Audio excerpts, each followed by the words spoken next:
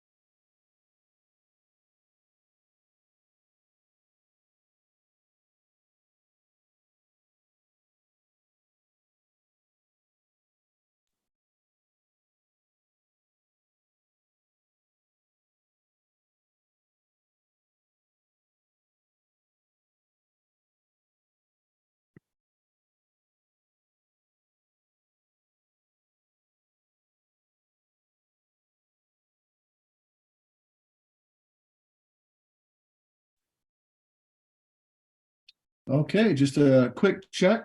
Tom, are you there? I am here. Welcome, everybody. This is Tom from you with Set Power Free. We were going to wait a couple minutes, and I think we're good now for everybody to join. I got one announcement, and I'll go through what the agenda looks like for this morning. The next community call will be February 15th. That's a little bit different than normal. It's going to be a Wednesday due to the Valentine's Day holiday. So that'll be 2:15 at 9 a.m. Mountain Time. As far as the agenda for today, we're going to do a 2022 recap provided by Stephen Miller. We'll transition to Daniel Payne, who will be giving us a legal and compliance update. And then we'll close out with Brett Burbridge, our VP of Engineering, who will provide an engineering and platform update. So with that, Stephen, you want to take a shot at the recap? Yeah, I appreciate it, Tom. Thanks so much. And welcome everybody. Really excited to be here with everyone today. I love this community, and one of the things I love about this community is everyone is they show up. They're ready to get the work done, ready to contribute. And one of the things that it really has drawn me to this community from the very beginning is the vision and goal of what it is that we're working to create. And I'm not going to talk a whole lot about that necessarily, but 2022 was a great year. There's probably some of you on this call that are wondering, man, Stephen, are you just always positive? And the answer to that is yes. No, I'm just kidding. The answer to that is no. I mean, I see reality. I look at what happens. I always recognize and take in all of the different experiences, whether they may be called good or bad. But at the end of the day, I do believe that all of the things that the green community went through last year were ultimately for the good of the community. And, we have had a lot of learning as the internal kind of core contributors to green. We're expanding and flexing and growing and coming back down and then expanding again. And as we were kind of going through multiple different phases, one of the great things about that for me, as I've noticed, is the green blockchain is here to stay, and many groups that are around to support and add to the green blockchain are getting stronger and stronger and stronger because of everything that we're experiencing here. And so I love it. I'm extremely excited about it. The group right now that is kind of collected, that are contributing on a daily basis to the growth of the green blockchain, are doing so with vigor and attention to detail and a desire to grow a project that has longevity, that can bless people throughout the world in a number of different ways. And, Rome wasn't built in a day. And of course, the green blockchain wasn't either. And there's so much more to build and still to do to make it better and better here as we enter into 2023. One thing that I wanted to talk about a little bit is I've had questions from the community at various times to give some really healthy distinction and understanding around some of the different entities that are involved here. Green is the blockchain. And the Green blockchain has been around now and has been worked on for a number of different years. Obviously, Green launched on the blockchain in July of 2018. And since then has been running and going, and you can see all of the history. If you want to really get into the weeds of that, you can go on to Etherscan and look at the Green contract and just see it. Green has been on the blockchain and functioning on the blockchain for since July of 2018. But Green is, again, a decentralized blockchain project.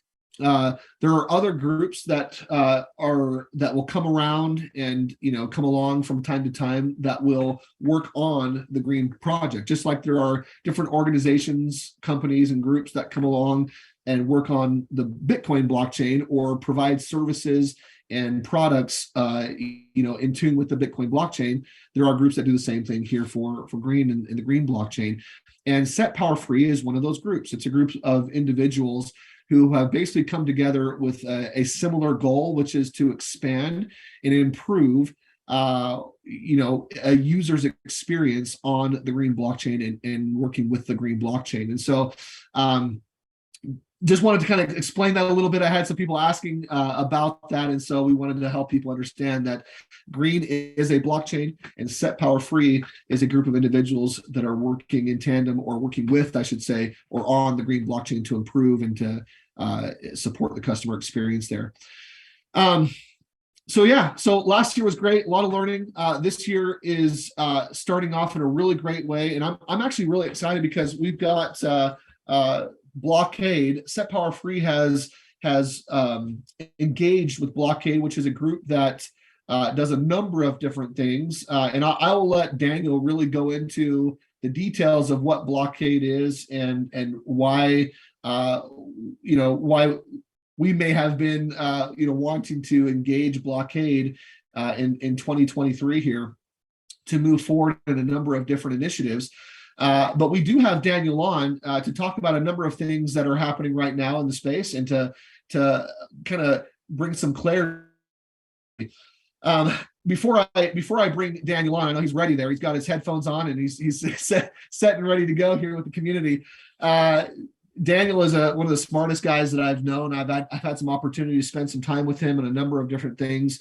I was able to travel a little bit with Daniel as well as we were working on some different projects. And I will say this, Daniel has an understanding about the blockchain space that few others have. That also, being a lawyer and understanding the legal side of things is really invaluable for this project. And we're so excited to have him here.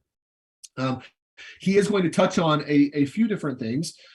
He's going to talk about the refund offer. We're going to talk about that a little bit, as well as some things that have happened here recently. We actually had him booked to come on and talk, and then a few other things came up, which I don't know if it was timely or not, but he's going to be able to address those things as well.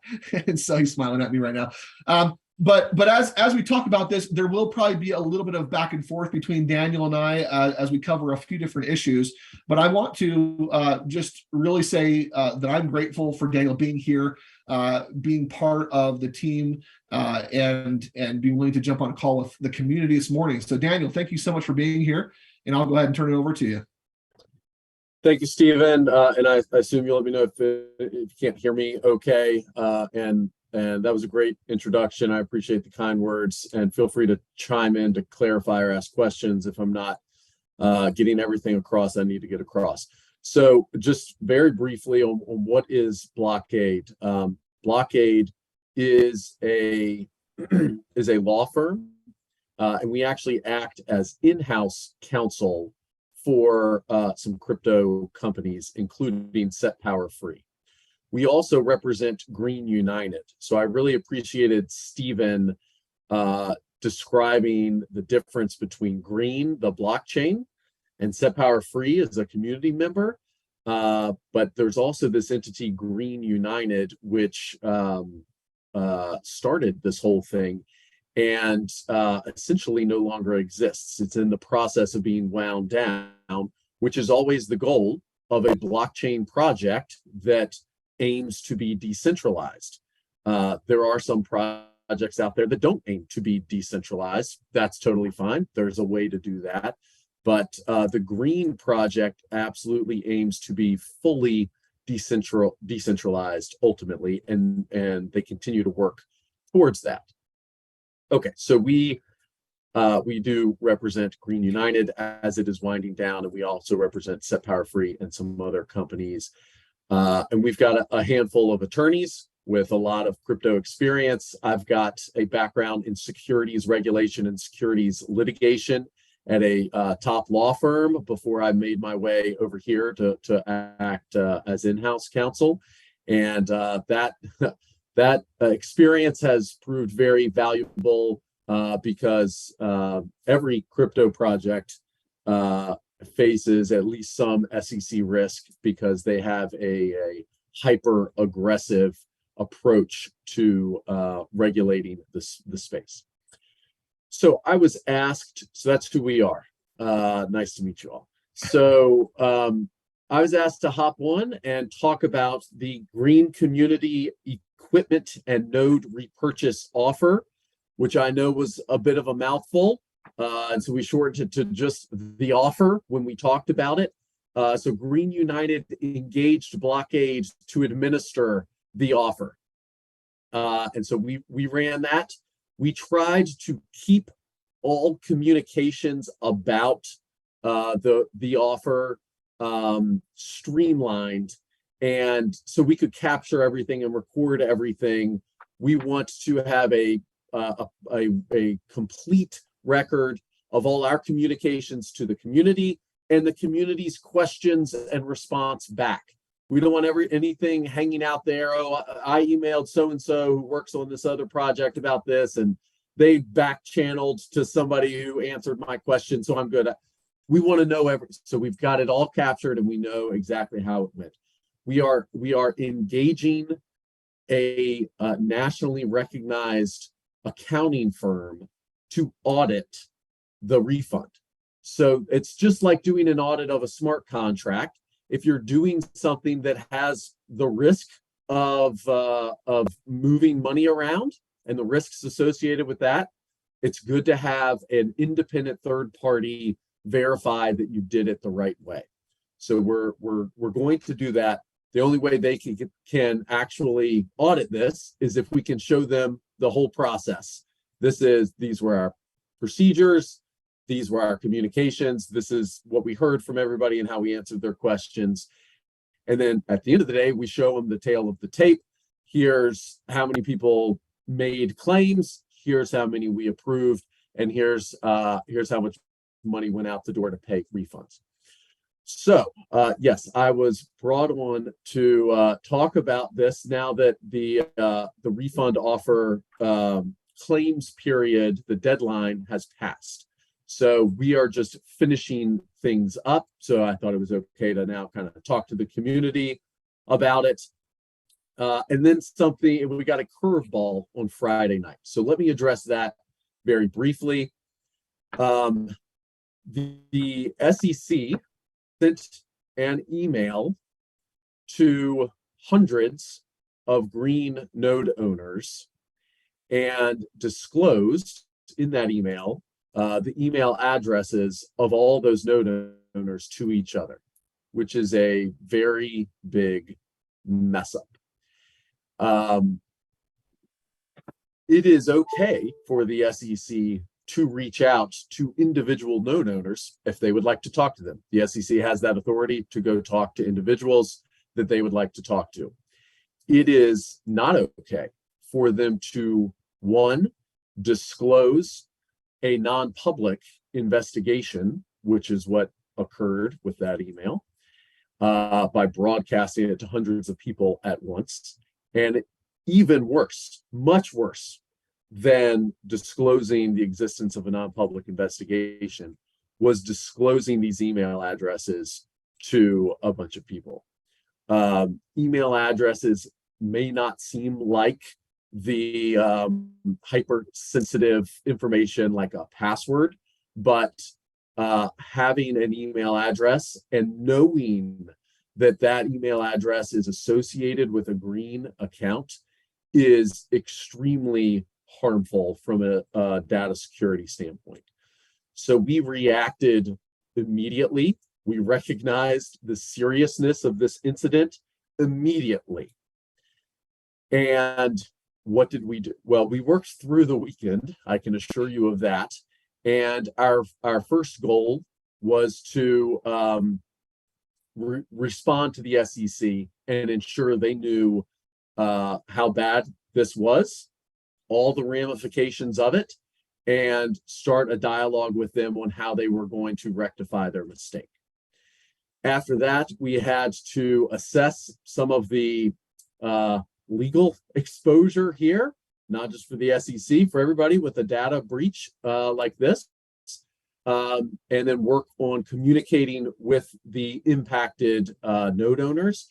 And so if your email was if you got that email from the SEC, you heard from Set Power Free. It actually came from Blockade, I believe, yesterday on our response to that, alerting you to it and what you need to do. So we tried to move it as quickly as possible. There is a lot of urgency with a data breach like this, but despite that, we have to. There's a lot more to be done. So we're continuing to work on security upgrades and measures that we can take to ensure that despite the unauthorized disclosure, nobody's green is impacted, nobody's account is impacted. We also are continuing our dialogue with the SEC to ensure they are held accountable. That may include legal action.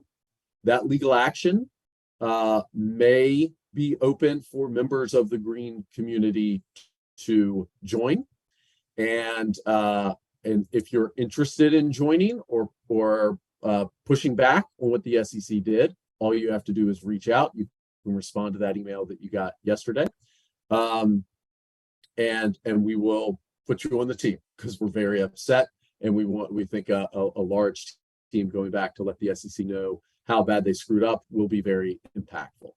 Daniel, can I ask a question along the lines of what you're talking about right now? Because I know that I'm sure everyone on the call has probably heard of the SEC, and maybe not. I know that we also have some international people that jump on these calls.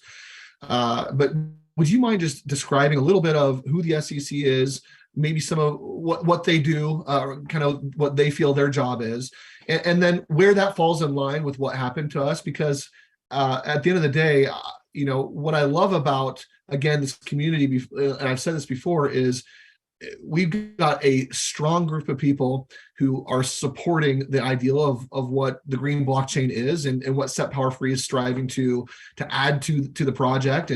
And I guess I just want to help people understand kind of the scope of what that is and why this is a maybe even potentially a good thing for the project.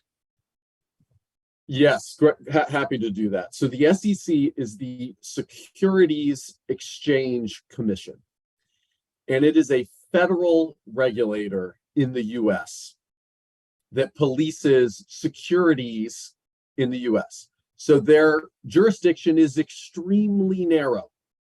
If anything that has to do with anything other than a security, they do not have jurisdiction over it. They enforce the securities laws of the US. Now, within their jurisdiction, their power is very broad.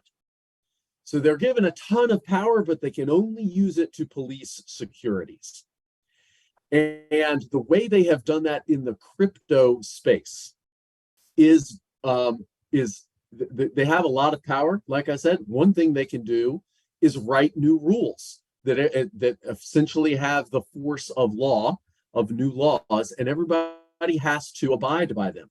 They've chosen not to use that power in the crypto space and instead bring a lot of enforcement actions.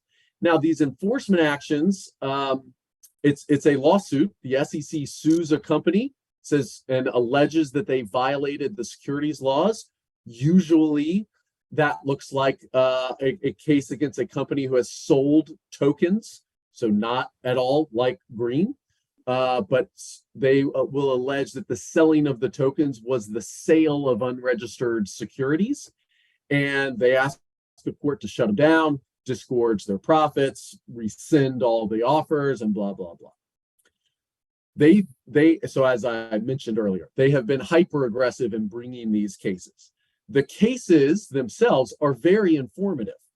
I wish we could get that information from a rule, but we have to get it from the cases they file, because when they file a lawsuit, they spell out in the complaint their theory of the case. And so we can understand, okay, this is why they believe this particular token was a security. And we can react to that and say, look, ours doesn't look like that, so we shouldn't be.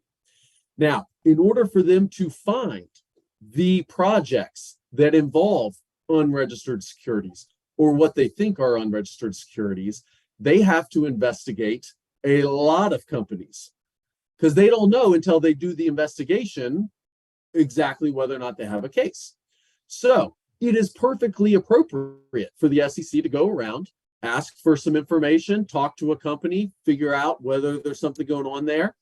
If there's nothing going on, they move along, and nobody knows there was ever an investigation. They're prohibited from disclosing the fact that they're investigating somebody, because it's difficult for the public to discern that whether or not there's something there. And they may think that just because the SEC is investigating, the company did something wrong, when of course that is not the case. There are plenty every single day. The SEC opens cases, closes cases, and you never hear anything about it.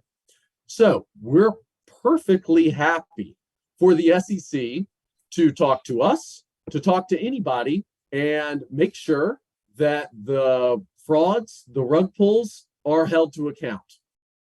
Absolutely want that. It makes it better for everybody. So when the SEC came to Green a number of years ago and did this exact, hey, we'd like to know more about your sales of green boxes. Who's involved? How do they do it? How do you sell things? How do they earn green? We were more than happy to voluntarily cooperate. This is their job. They're doing their job. And we believe that there are no securities on the Green blockchain. So that's where we are. The SEC is continuing this investigation. They are, I'm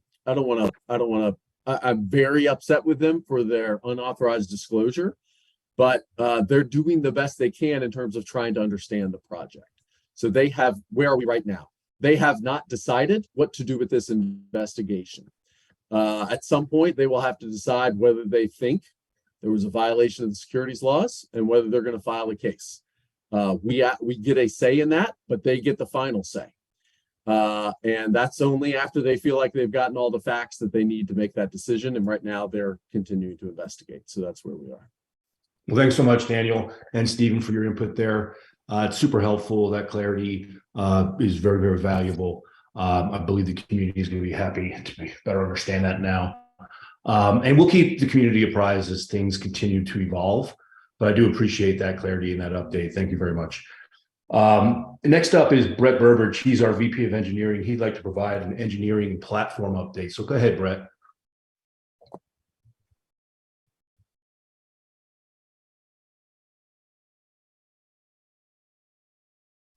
Oh, that's my fault. I don't believe I have brought him on yet. Just one moment. Let me bring Brett on. Okay, perfect. Bear with me.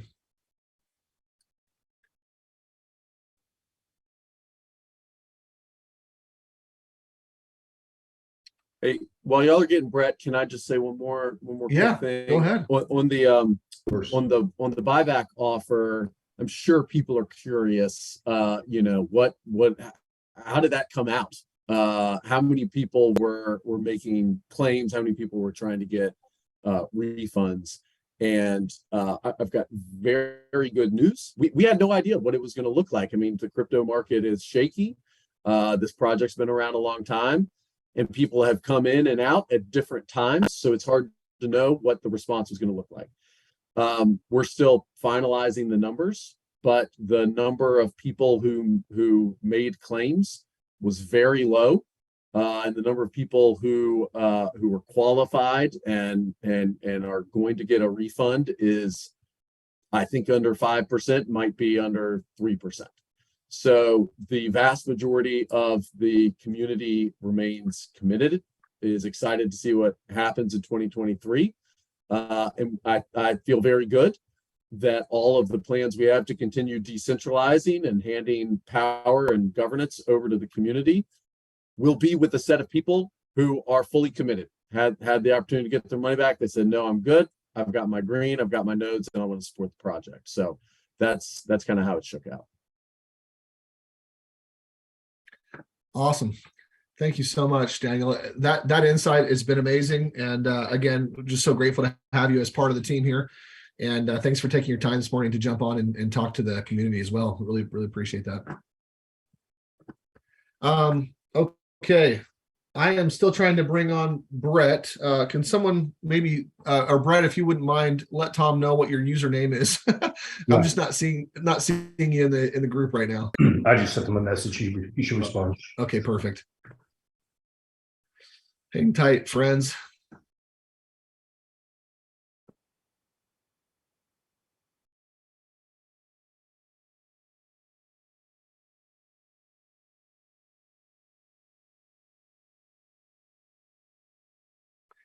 How about that weather, though, huh? we've had one of the wettest winters that we've ever had. So I just sent you a text there, Stephen. I see that. I'm still looking. I'm just not seeing him here under that user. So Just check for BB. oh, that might be it. Okay. Okay. Thank you.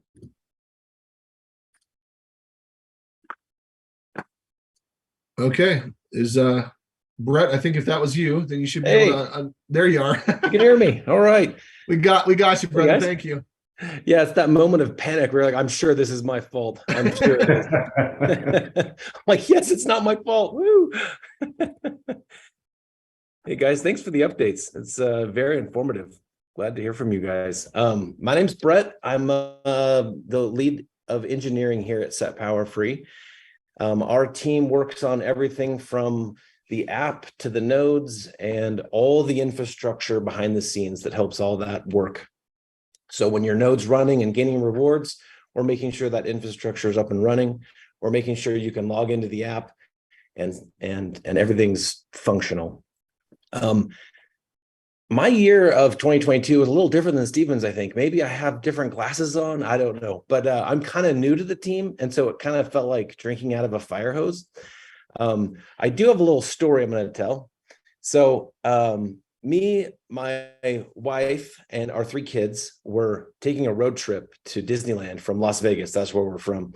My job is to make sure that the tires don't go flat and that the car doesn't overheat and that everything works. Well, normally that drive takes about 4 hours from Las Vegas to Disneyland. And right when we got past Baker, it's about 120 degrees Fahrenheit. That's about 48 degrees Celsius. I see the heater starting. I see that the temperature gauge on the van is starting to creep up, and I'm freaking out because I didn't want to say anything. I was just hoping it was a glitch. I was hoping it would go back down before anybody noticed, but it didn't. So about 10 feet from the Barstow exit in California, I had to stop the car. The meter was pegged, and if I didn't stop, bad things were going to happen. To make a long story short, we all had to get out of the car, bags in hand in the 100-degree heat, and have the van towed to a local mechanic. We spent our first night of our family vacation in a not so nice Barstow hotel. If you've ever been to Barstow, you know what I mean. Hopefully you're not from Barstow, but you still probably know what I mean. Not a great start to a vacation. Wife was not happy with that. But what everyone doesn't remember is on the way home, everything worked fine, right? The van flew past everything. We got back to Vegas just fine. No one's going to remember that. So my first couple months here at Set Power Free has kind of felt like those last few minutes before the van overheated. freaking out. Like Murphy's Law has kind of been in full effect. Just like I couldn't predict the issues with the van, our team was unable to predict some of the issues we would face moving into Set Power Free and get everything set up. For the most part, everything's worked great. 99.9% of you have had no issues whatsoever. Nodes are running fine. They're being checked in. Rewards are being given. You're able to log into the account. But we've had a few minor technical glitches where some people weren't able to log in, where our system didn't send an email and where minting didn't happen. And we're working through those one at a time with our great support staff. In addition to these little issues, we've added 3 new technical people to our team. So that's kept us up early mornings and late nights trying to make sure everything's up and running. Behind the scenes, what you might not see is that we have a committed team working hard every day at Set Power Free. We have top class programmers, a fantastic project manager, a visionary product owner, outstanding technical support people, and an experienced leader. We're all working hard to ensure that everything's up and running and the minor technical issues are being fixed. And at the same time, we're trying to implement new functionality and features into the platform. Our team at Set Power Free is committed to contributing to the green community, a decentralized software. I want to thank all of you community members, whether you're on the call or maybe see this later, who raised a hand, who provided details to help us elevate the community. Over the next month, our team's rolling out updates to help strengthen our environments, add resiliency to our systems, and increase the notifications of potential issues on the inside. That way we can know before the car overheats and take preventative action. We're also adding some pretty cool features that we'll talk about on another call. If you look on the screen, you'll see a URL. It is support.setpowerfree.com. This is our support website. There's FAQs out there, among other things. There's on the top right corner, there's a button where you can create a ticket. We encourage you to create a ticket. We want you to. We want to hear from you. Anything that you want us to know, we want to know. We want to be engaged with you. We want to understand what you're seeing on the site and some of your anything. If you want to tell us your dreams, we're happy to listen. So we want to answer your questions and be engaged. So thank you for your time. We appreciate your patience and love of this project. It's what keeps us going every day. Back to you, Tom. That was great, Brett. I totally appreciate that. Super informative. Thank you very much. About ready to close out here. So just to give you a couple tidbits on Q4, how we finished. We were able to get that solar initiative up and running. And so that LLC is formed and we're out and insured and bringing in some recruits. We had a great start to the recruiting process. Our goal for Q1 on that revenue channel is to start creating a strong revenue stream that'll get much stronger through the summer and the season. So more to come on that. One other thing, or 2 other things to take away from, just remember the community call next month is on the 15th, which is a Wednesday, which is unique due to Valentine's Day, as I mentioned. And one other thing, about a week before the call, we will provide the community with a survey to get your responses in so we can provide some feedback on the next call's agenda. So look for that from our team. With that, Happy New Year. Thank you everybody for joining. And let's go green.